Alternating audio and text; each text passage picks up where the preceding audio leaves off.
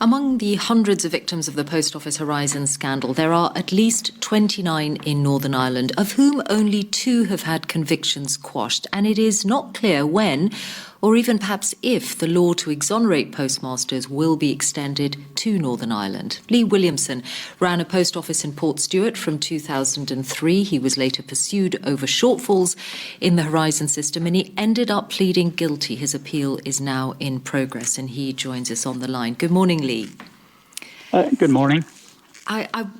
It would be great if you could explain the very difficult time that led you to pleading guilty. Let's start with the shortfalls. What did you think, and what did the Post Office tell you when you reported those shortfalls?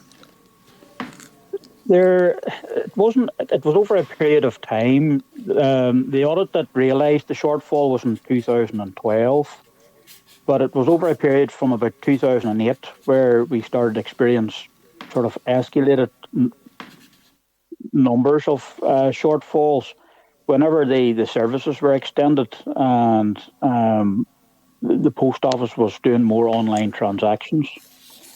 I was also a member of the Federation of Subpostmasters, and there was very little talked about the problems with Horizon, either through the post office from the managers down, or through the Federation. So you felt that you felt that you're on your own. It was only happening to your own post office because there's very little information about it happening in other post offices. And when you ended up being pursued in the courts for the shortfall, why did you plead guilty? For about 3 years, the problems with the post office really had a detrimental effect on my mental health. Just shortly after the audit, I was hospitalised, really for my own safety. And also at that time, my wife was pregnant with her 3rd child. So I had felt I'd let my family down, and I felt I'd let everybody down. Self-worth was at a very low ebb.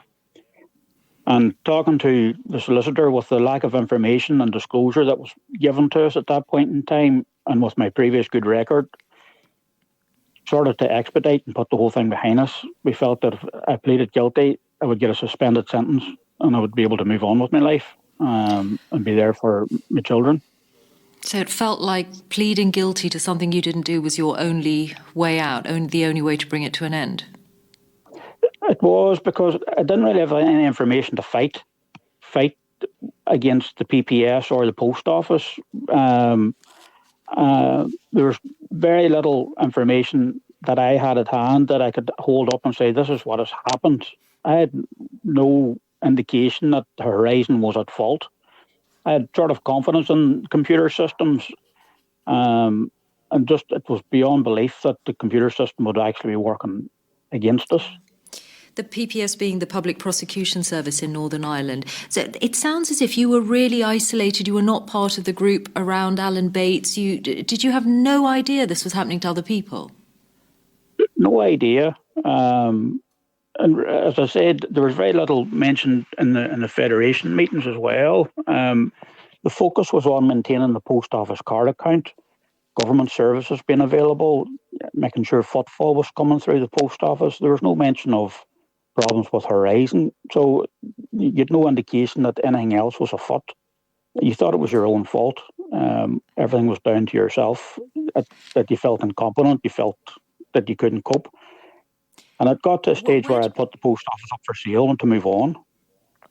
I'm really sorry for what happened to you. And of course, there's so much more awareness now of what happened to many others and the injustice of all of this.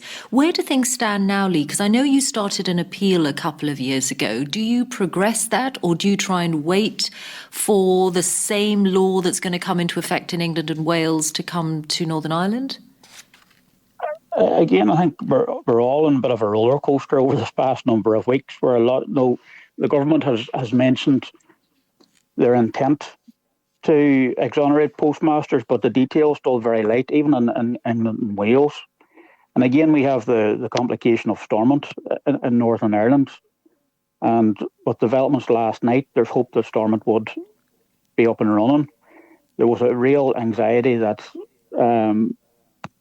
Scotland, Wales, England would move forward with legislation, we'd be left behind. But in my case, my appeal is still in process. I was last reviewed on the 12th of January, and it was very close to the announcements from government. So my legal team, along with the PPS, were sort of in agreement to sort of wait and see what developments will happen. Yeah. But Lee recently Williamson. in Scotland, there was a Mr. Thompson had a case where the Crown dropped their opposition to the appeal. So there's potential for something like that might happen with my case, or we wait for legislation. Okay. We wish you the best of luck. Lee Williamson, thank you very much.